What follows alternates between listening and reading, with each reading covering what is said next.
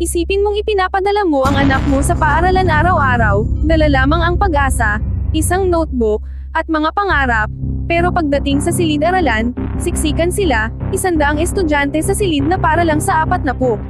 May mga nakaupo sa sahig, may nagbabahadya ng upuan. At ngayong taon, ayon sa DPWH, sa 1,700 silid-aralan na target ipagawa ng gobyerno, 22 lamang ang natapos.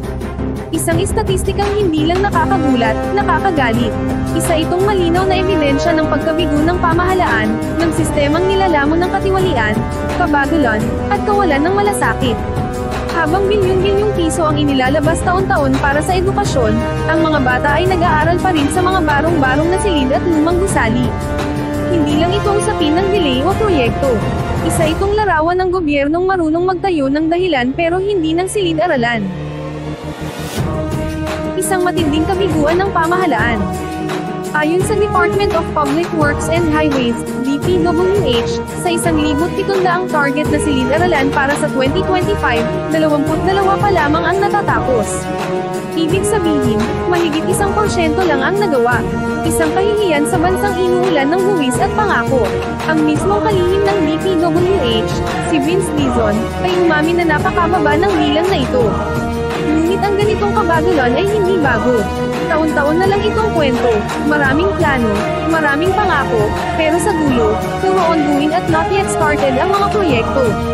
Ang dapat itanong ng taong bayan ay hindi lang bakit 22 lang, kundi nasaan ang pera. Sa halagang 625 na bilyong piso na inihahain na budget ng DPWH para sa 2026, imposible na 22 classrooms lang ang kayang tapusin. Ang ganitong kabagulan ay hindi lang kakulangan ng sistema, ito'y indikasyon ng katiwalian, maling pamamahala, at paglustay ng pondo. Punto 2, katiwalian at burokrasya, ang magkatuwang na pumapatay sa edukasyon. Matagal nang nagsisihan ang DepEd at DPWH. Sabi ng DepEd, mabagal daw ang DPWH. Sabi ng DPWH, may delay sa pondo o proseso. Ngunit sa likod ng palitan ng sisi na ito, malinaw ang katotohanan, dito umuusbong ang korupsyon. Kapag milyon ang nililipat-lipat na pondo sa pagitan ng mga ahensya, nawawala ang linaw ng pananagutan. Ang bawat delay, bawat validation, bawat revision ay nagiging pagkakataon para sa pandaraya at kickback. Ayon mismo sa DepEd, tumagal daw ng 5 hanggang 6 na buwan bago makumplito ng DPWH ang validation at costing ng mga proyekto. Bakit ganoon katagal? Inkompetensya ba, o sinasadyang patagalan para makasingit ng dagdag kita? Hindi na ito bago.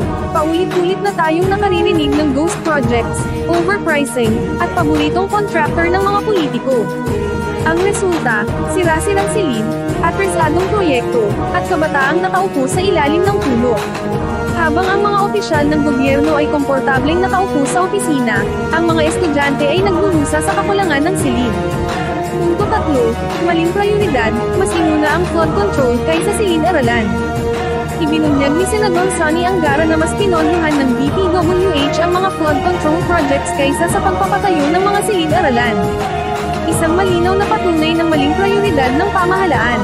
Alam nating ang mga flood control projects ay madalas maging pinagkukunan ng korupsyon, madaling i-overprice, mahirap i-audit, at kadalasang ginagamit bilang kapalit ng pork barrel. Ang pag-alis ng pondo mula sa mga paaralan para ilaan sa mga ganitong proyekto ay hindi lang kakulangan sa direksyon, ito ay kawalan ng konsensya. Habang nalulunod sa baha ang mga lungsod, nilulunod din sa kapabayaan ang mga paaralan. Ang tunay na dilubyo ng bansa ay hindi tubig, kundi katiwalian at kabobohan ng sistema. Punto 4, lumalalang krisis ng classroom backlog. Ayon sa DepEd, may 146,000 silid-aralan pa ring kulang sa buong bansa, at kung magpapatuloy ang ganitong bilis, aabot ito sa 200,000 pagsapit ng 2028. Hindi lang ito kakulangan ng gusali, ito ay krisis sa edukasyon. Ang kakulangan sa silid ay nagdudulot ng siksikan, maikling oras ng klase, at bumababang kalidad ng pagkatuto. Paano matututo ng maayos ang estudyanteng nakatayo, pawisan, at halos walang espasyo para magsulat? Ito ang bunga ng gobyernong puro dahilan, pero kulang sa gawa. 5. Desentralisasyon, pag-asa o panibagong bitag. Iminungkahi ni Senador Bam Aquino na ibigay sa mga lokal na pamahalaan, LGU, ang pondo para sa pagpapatayo ng silid-aralan upang mapabilis ang proseso. Maganda pakinggan, pero delikado. Kung walang malinaw na sistema ng pagmamonitor, madaling mauwi ito sa desentralisadong korupsyon. Maraming LGU na may mga proyekto ng pamilya ni mayor o kaibigan ni gobernador.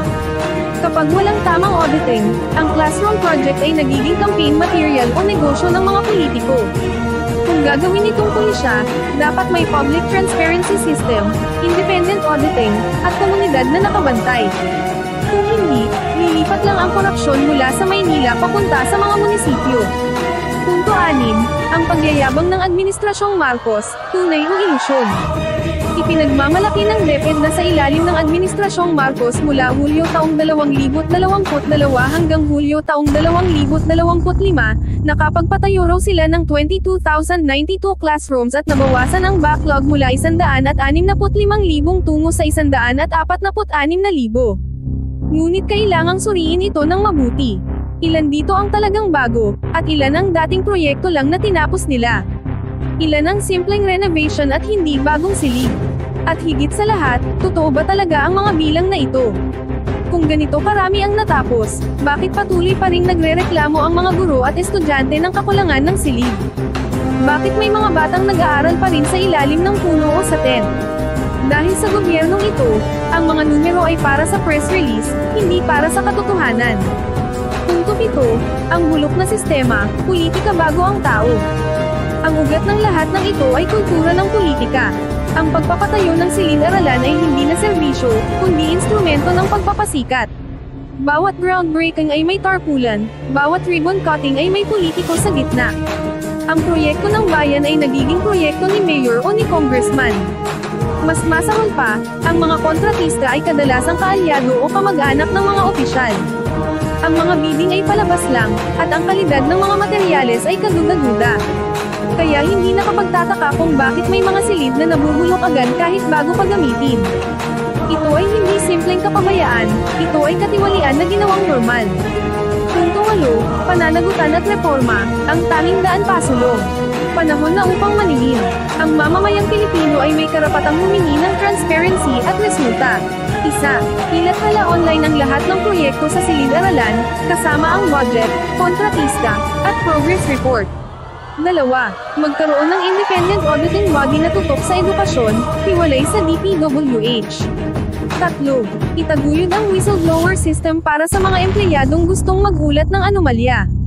4. Bigyan ng kapangyarihan ang mga guro at komunidad na magbantay sa aktwal na pagpapatayo ng silid. 5. Parusahan ang mga kontratistang palpak at opisyal na pabaya. Hindi na pwedeng puro pangako. Kailangang may pananagutan at tapang laban sa katiwalian. Conclusion, 22 silid, 110 milyong nabigong pangarap. Sa bansang may mahigit 110 milyong mamamayan, 22 silid-aralan ay hindi lang numero, isa itong pambansang kahihiyan. Bawat hindi natapos na silid ay simbolo ng pangakong napako at kinabukasang ninakaw. Ang DepEd at DPWH ay maaaring magturuan, ngunit malinaw, ang gobyerno ay bigong-bigo sa pagtupad ng tungkulin nito. Hanggat hindi hinaharap ang ugat ng katiwalian at kawalang pananagutan, mananatiling walang silid ang mga bata, at walang kinabukasan ang bansa. Huling pananalita, kung tunay na gustong itayo muli ng Administrasyong Marcos ang Pilipinas, magsimula ito sa pagpapatayo ng mga tunay, tapat, at maayos na silid-aralan. Dahil ang bansang hindi kayang magpatayo ng paaralan, hindi kailanman makapagtatayo ng kinabukasan.